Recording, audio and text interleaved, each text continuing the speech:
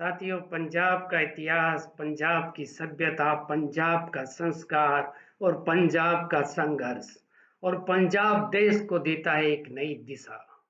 साथियों, जब भी पंजाब पर संघर्ष आया, जब भी देश पर संघर्ष आया, पंजाब हमेशा एक ढाल बन करके उस संघर्ष से मुकाबले के लिए खड़ा रहा। नमस्कार साथियों, स्वागत है आपका हमारे YouTube मंच पर। जैसा कि मैंने आपको वादा किया था कि हमेशा शाम को एक पूरे दिन भर के समाचार के एक विश्लेषण के साथ में आपके सामने मैं हाजिर होऊंगा। साथियों, पंजाब फ्लड पॉलिटिक्स, राहुल गांधी का आज का पंजाब का दौरा।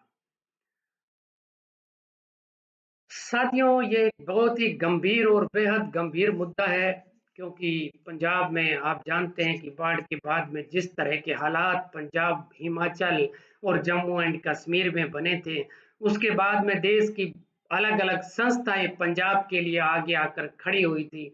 उसी कड़ी में राहुल गांधी जी ने आज से पहले, जब पंजाब में बाढ़ की त्रासदी शुरू हुई थी, तब उन्होंने अपना एक वीडियो संदेश जारी कर नेता प्रतिपक्ष के तौर पर देश के प्रधानमंत्री यानी केंद्र सरकार से मांग की थी कि तुरंत प्रभाव से एक विशेष राहत पैकेज भारत के प्रधानमंत्री यानी केंद्र सरकार पंजाब के लिए जारी करे।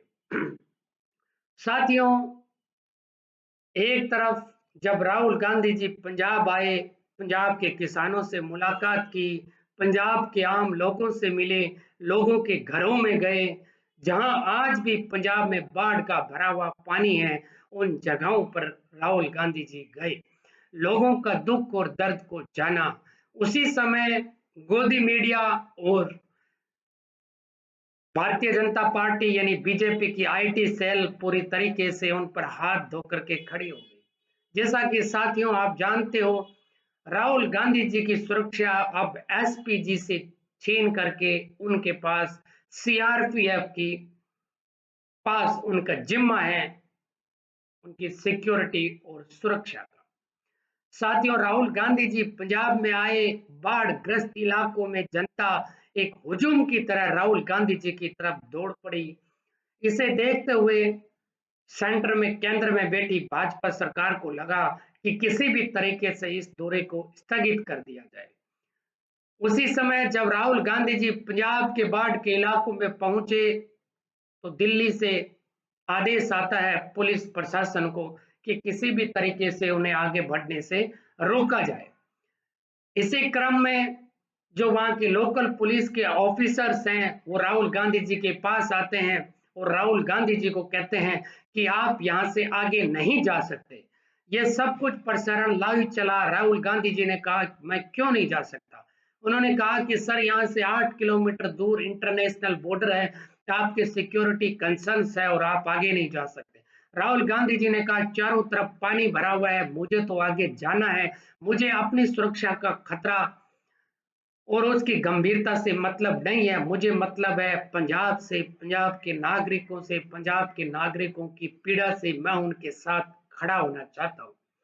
साथियों, इसी क्रम में यानी कि कॉप यानी पंजाब पुलिस और कुछ अधिकारियों कर्मचारियों के साथ में राहुल गांधी जी का नोक झोंक हो जाती है और उनके झगड़े का वीडियो तमाम social media, Facebook, Instagram, YouTube, Twitter पर ट्रेंड करने लगता है।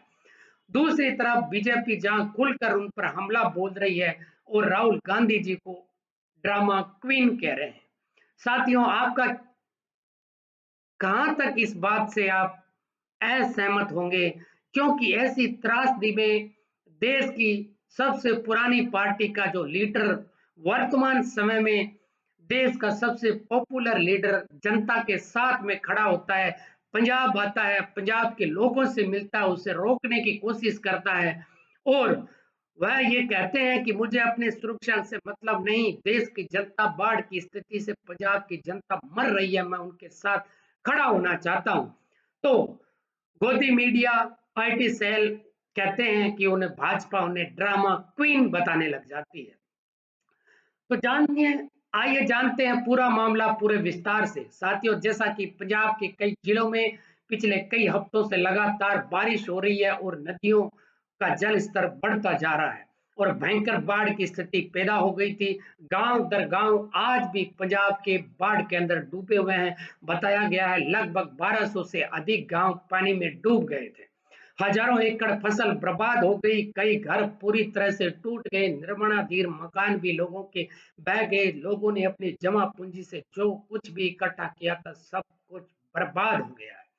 लोग सुरक्षित जगहों पर जाने को मजबूर हुए थे और सरकार ने राहत कैंप बनाए थे। पंजाब सरकार, भगवंत मान जी ने, लोग उनके अंदर आज भी रह रहे हैं।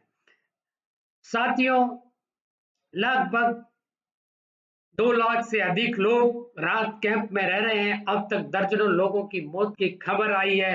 राज्य सरकार ने केंद्र सरकार से मदद मांगी थी।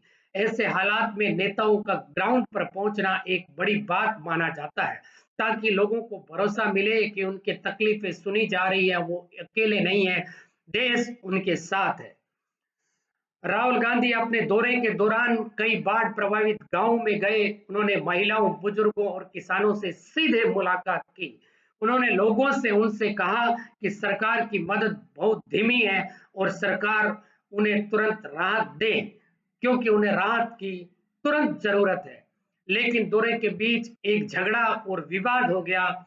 राहुल गांधी और एक पुलिस अधिकारी के बीच तीखी बहस हो गई। पुलिस ने कहा सिक्योरिटी प्रोटोकॉल की वजह से हमें उन्हें रोकना पड़ रहा है। राहुल गांधी भड़क गए और बोले, मैं जनता से मिलने आया हूं, तुम मुझे रोक नहीं पाओगे। आप मुझे कैसे रोक सकते हो? यह वीडियो कुछ ही घंटों में इतना तेजी से वायरल हो गया, विपक्ष ने इसे राहुल गांधी का सिंपैथी ड्रामा का। कांग्रेस समर्थकों ने कहा कि राहुल गांधी सही थे, क्योंकि नेता का काम जनता से मिलना है। इसके अंदर चाहे किसी नेता की मौत भी क्यों ना हो जाए।